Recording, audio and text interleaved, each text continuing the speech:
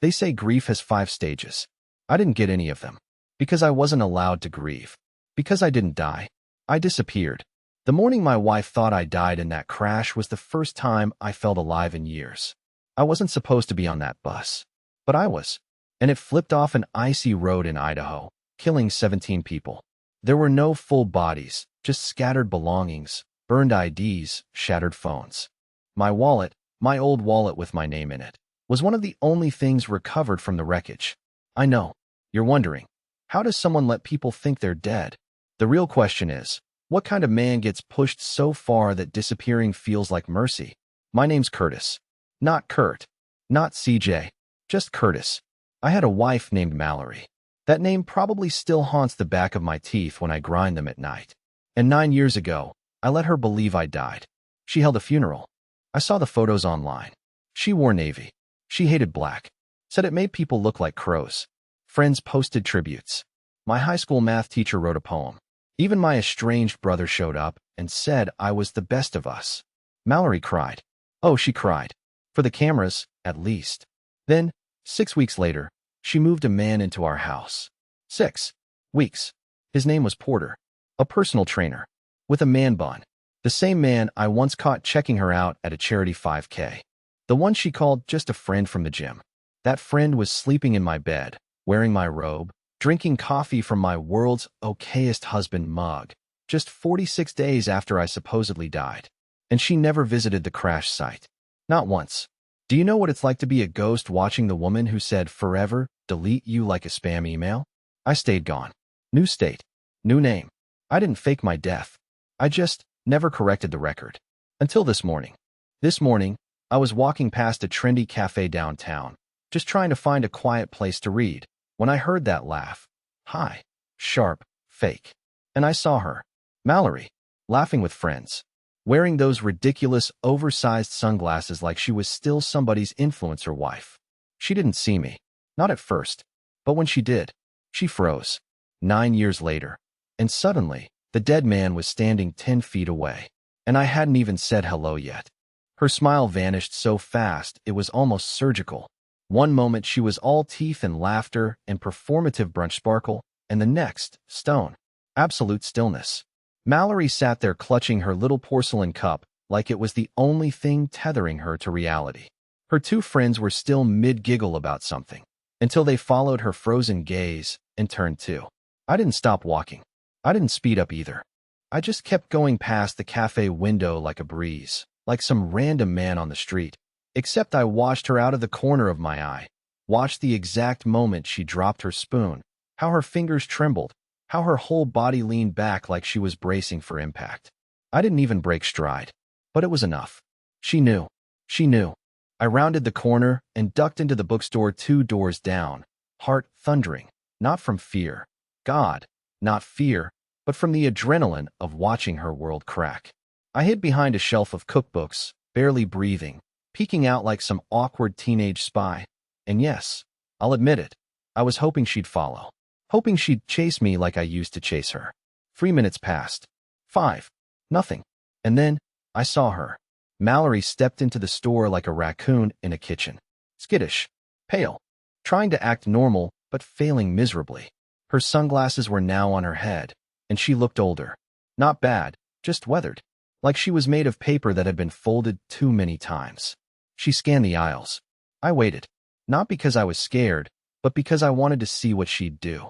She spotted me. I stood motionless.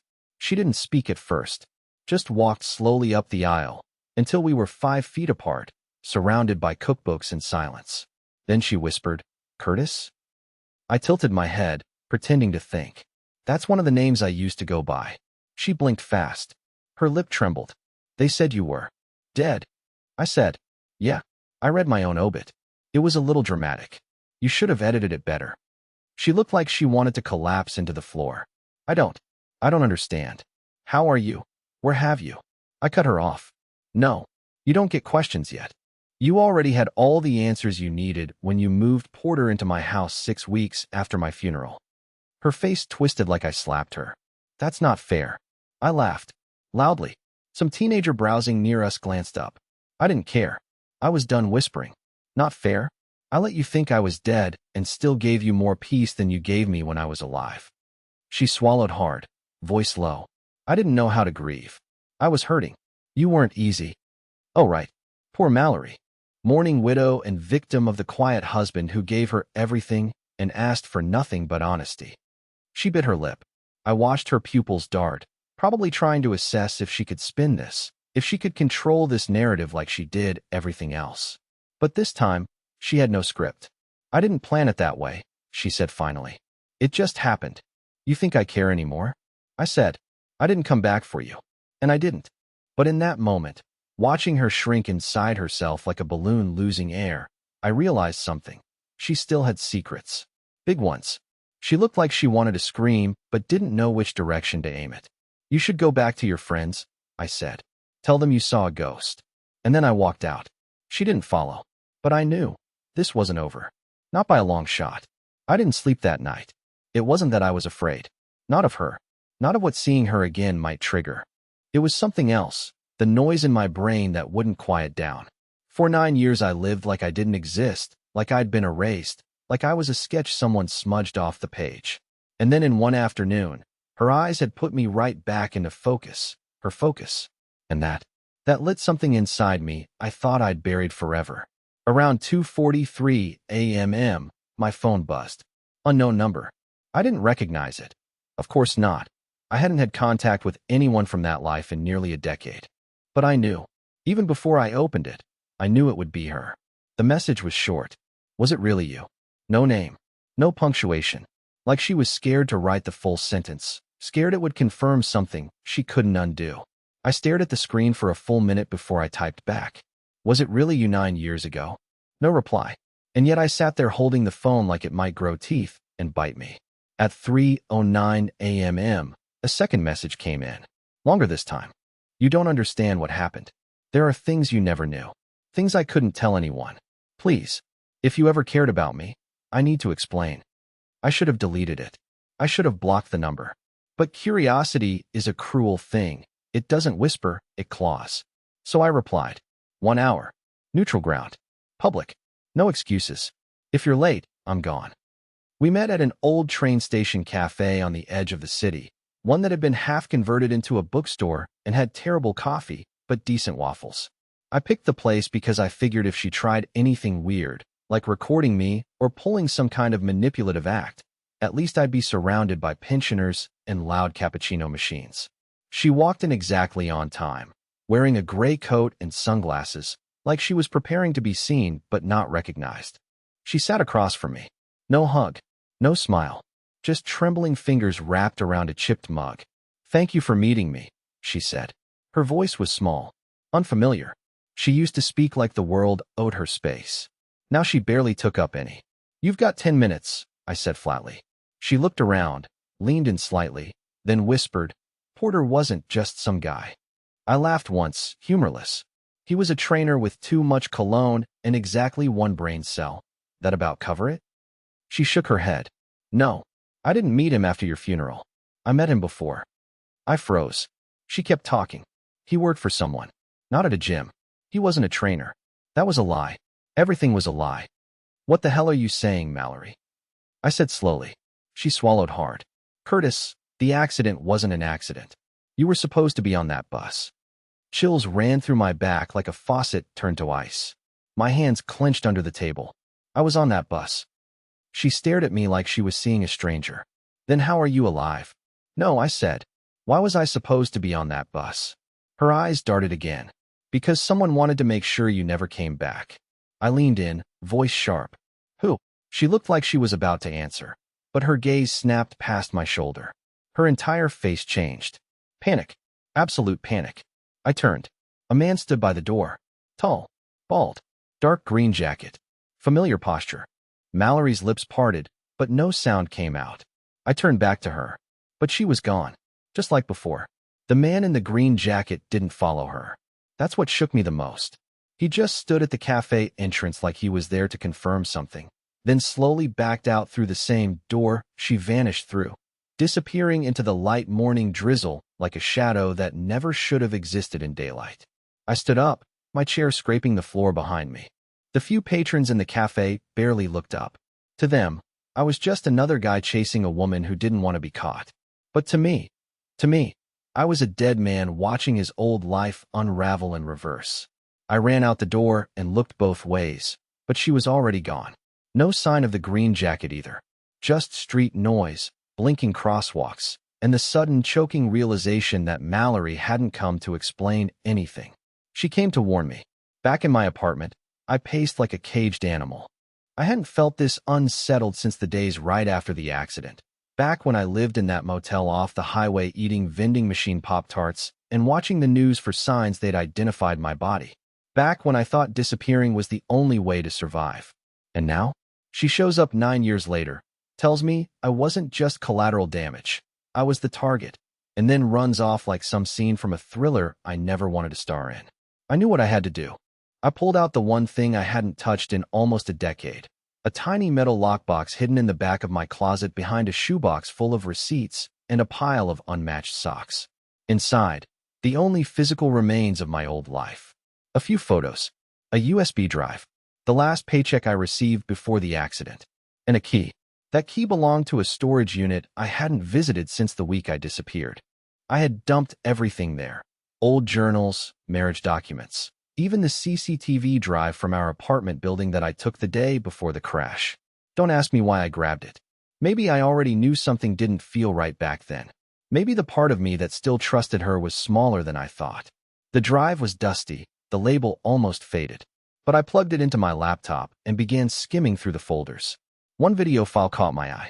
March_18_ late night hallway. The night before the bus crash. I hit play. The footage was black and white, grainy. The hallway outside our apartment. Empty at first. Then, movement. Mallory. 2:47 a.m. She was wearing her robe, barefoot, talking on the phone. Her voice was low, but the hallway mic picked up a few words. He's still going. Idaho. Yeah. No, he doesn't suspect anything. My blood turned cold. A second figure stepped into frame. Porter. Smirking. Holding a backpack. She handed him something. It looked like my wallet. And then, her words. Make sure it gets found. Not him. I paused the video, heart hammering so hard it echoed in my ears. What the hell had I just seen? I'd spent years thinking I'd left her. But this? This wasn't abandonment. This wasn't betrayal. This was a setup. She hadn't just moved on with Porter. They'd conspired together. To erase me. And possibly to kill me. I stared at the paused frame, Porter's smirk frozen in time, Mallory mid-whisper, and I realized I had never really understood what I walked away from. But I was going to find out. If they had planned to bury me, they should have dug deeper. I didn't sleep again. Instead, I sat on my floor, back against the wall, replaying that hallway video on a loop until the timestamp burned into my eyes like a branding iron. March 18th, 2:47 a.m. One day before the crash. One day before I died. Every frame was a new blade, cutting through the old narrative I had convinced myself to believe for nearly a decade. The two people I trusted most, my wife and the man who smiled at me while stealing my life, were planning something. Something that didn't just hurt. Something that intended to erase me. But here's the part that really broke me. Mallory looked calm. Not conflicted. Not shaken. Calm. Like betrayal was a language she spoke fluently, and this was just another quiet sentence. I needed more. I needed answers. And I knew exactly where to start. There was one name I'd never said out loud since the crash. One man I thought I'd never speak to again. His name was Ashford Lane, my former boss. Back when I worked for Vireo Logistics, a quiet little tech firm that liked to play big on paper, but mostly just stored sensitive inventory for corporate clients. Servers, rare metals, data backups, a lot of it behind locked doors I never had keys to. Ashford wasn't the type of man you called casually. He was polished in the way expensive lawyers are, always with a fresh shave and a silver watch he checked more often than necessary. I used to think he was just a CEO who liked control. But after that video, after what Mallory whispered to Porter, I started to think Ashford wasn't just in the background. I started to think maybe he was in the foundation. So I dialed the last number I had for him, an old business card I'd saved and tucked into that storage box, long faded, but still intact. I didn't expect anyone to answer. I was ready for it to be disconnected, or worse, picked up by some cold-voiced assistant telling me Mr. Lane was unavailable.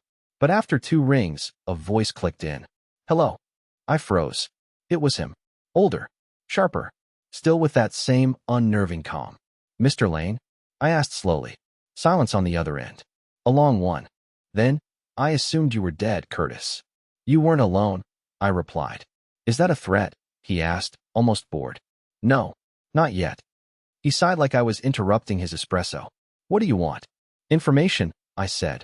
About March 18th, 2016. About what happened at Vireo, and why someone would have wanted me on that bus. Another pause. Then, something new crept into his voice, amusement. You think this is about you? I clenched my fist around the phone. Mallory and Porter worked for someone. She gave him my wallet the night before the crash. You were my only point of contact that week. Someone wanted me gone. You're going to tell me who? A click. Then silence. I thought he'd hung up. But then he said one thing. Just one. Ask her about Hollow Glen. The line went dead. I stared at my phone, stunned. That name, Hollow Glen, didn't mean anything to me. But the way he said it, I knew it would. I pulled out my laptop and started digging. Nothing popped up at first. Just wilderness trails, camping sites. But then I found it. A decommissioned research facility, privately owned, closed since 2013. Vireo Logistics had been one of the contractors that managed its digital infrastructure. My old company. Ashford's name was on the license renewals. And then I saw a news article buried 6 pages deep in search results. 2013, Hollow Glen facility fire. No survivors confirmed. Cause undetermined. There was a photo of the site. Blackened trees. Twisted steel. And in the corner, mostly obscured by smoke, was a woman running from the wreckage. I zoomed in. It wasn't clear. Not at first. But the longer I stared, the more certain I became. It was her. It was Mallory. 2 years before we met. She never told me she worked there. She never told me any of this. And now I understood something I hadn't before. I wasn't just married to a liar. I was married to someone who had already survived a cover-up. And she was damn good at it. By the time the sun rose, I was no longer just a man trying to make sense of a ruined marriage. I was a man walking through the ashes of someone else's secrets, and I didn't know where it would lead. I'd barely slept. Not that sleep was possible after what I saw, but something in me had shifted. Something hard and cold had taken root in my gut. I couldn't stop until I understood what really happened at Hollow Glen. And more importantly, what Mallory had to do with it. I found the address through a deep dive on old land registries. The Hollow Glen facility wasn't on any current maps. It had been sold twice, rezoned once, and legally dissolved under 3 different shell companies. All roads leading to it were supposedly blocked due to environmental hazards. Translation? Someone wanted it buried. But I didn't care. I needed to see it. The drive took me 4 hours and 3 wrong turns. I ditched my car at a forestry gate where the paved road turned to dirt, then hiked another mile until I reached a rusted fence with a private property sign half swallowed by weeds. Beyond it was a graveyard of steel, collapsed buildings, overgrown paths, a broken tower that leaned like a drunk. Everything was charred, skeletal, dead, except for the silence. The silence was too clean. I ducked under the fence and moved through the wreckage. I didn't know what I was looking for. Maybe a record, maybe a file. Maybe proof Mallory had been here. Proof that she lied to me years before she ever said, I do. But what I found wasn't what I expected. Inside the main structure, or what was left of it, was a narrow stairwell leading underground. I had to pry the door open with a metal pole and nearly dislocated my shoulder doing it. But when it gave, the air that hit my face was sharp, damp, untouched. The kind of cold that clung to the bones. I flicked on my flashlight and stepped into the dark. The corridor below was lined with scorched tiles and walls that once held wiring. At the far end, I found what looked like a data room. Racks melted, servers half buried under ceiling debris. But one locker, just one, was intact. Bent, but closed. I pulled at the handle until the latch snapped. Inside was a sealed case marked Glen, 14, restricted access. I opened it. Inside were papers, scans of ID cards, old project memos, and one photograph that nearly stopped my heart. Mallory, younger, hair tied back, wearing a facility badge and holding a clipboard. She wasn't a visitor. She was staff. I read the name on the ID card, Dr. M. Roth. Not Mallory Hayes. Not her married name. Not even her maiden name. Roth. She wasn't just working there. She was someone else entirely. Beneath that photo, buried in the files, was a report titled Containment Protocol Deviation, Subject 6B. The language was dense, technical, full of redactions, but the parts that were visible chilled me more than the fire-scarred walls around me. Emergency suppression failed. Individual exhibited acute psychogenic response to memory fragmentation trials. Dr. Roth recommended permanent asset termination. Incident escalated. I sat back on the floor, stunned. I didn't understand half of it, but I understood this much. Something dangerous happened here. Something they couldn't contain. And Mallory, or Dr. Roth, had a direct hand in it. Whatever Subject 6B was, she tried to terminate it.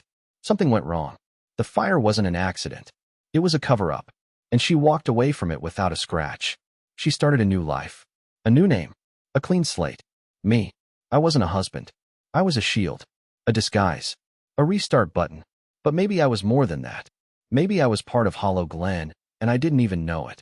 Was that why someone wanted me on that bus? Because I'd seen something? Heard something? Or worse, because I wasn't just a victim? I packed the files and ran. I didn't look back. I didn't breathe until I was back in my car with the doors locked. As I pulled onto the road, my phone buzzed again. Unknown number. One word. Stop. I threw the phone into the passenger seat and hit the gas. It was too late to stop, because now I didn't just want answers.